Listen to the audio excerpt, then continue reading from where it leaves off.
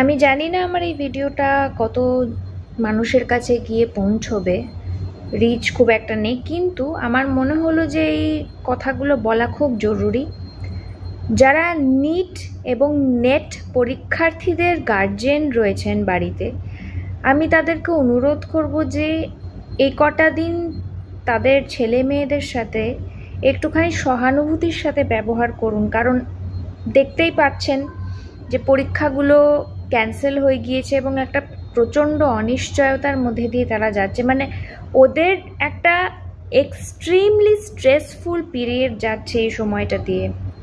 আমি ভাবতে পারি না যে আমি সারাটা বছর ধরে যে পরীক্ষাটার জন্য প্রিপারেশন নিয়েছি, একটা আশা আছে, পরীক্ষা দিয়ে সেটাতে ফেল করে যাওয়া, পরে আবারও নতুন উদ্যমে আবার প্রিপারেশন নিয়ে পরের বছর আবার অ্যাপিয়ার করা, সেটা একটা আলাদা কথা। আমি তো জেনে গেলাম যে আমি ফেল করেছি, কিন্তু পরীক্ষা দিয়ে আবার পরের দিনই জানছি যে পরীক্ষাটা ক্যান্সেল হয়ে গিয়েছে, বা পরীক্ষা দেওয়ার পরে জানছি যে 30-50 লাখ টাকা দিয়ে কোয়েশ্চেন পেপার বিক্রি হয়ে গিয়েছে।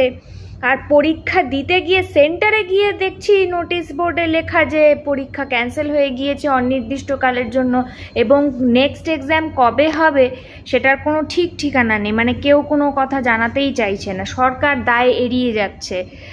এটা একটা ভাবা যায় না যে স্টুডেন্টদের মানে মনের ওপর কতখানি ডিপ এফেক্ট ফেলছে। ওরা প্রচণ্ড স্ট্রেসফুল পিরিয়ডের মধ্যে দিয়ে যাচ্ছে।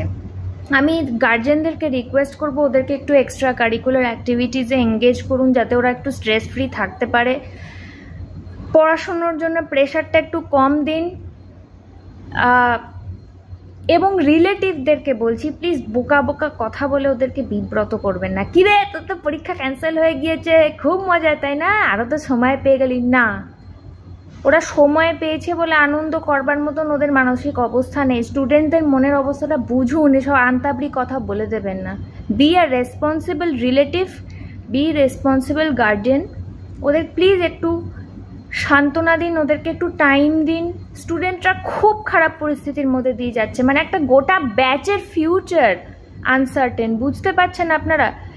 মানে এখন মাঝে মধ্যে আমার মনে হয় ভাগ্যিস আমার পড়াশোনাটা সুষ্ঠুভাবে কমপ্লিট হয়ে গিয়েছে। ভাবতে পারি না যারা এত কষ্ট করে, আর নিটের প্রিপারেশন, নেটের প্রিপারেশনের পেছনে, কোচিংয়ের পেছনে ছেলে মেয়েদের কত কত লাখ লাখ টাকা খরচা হয়ে গিয়েছে।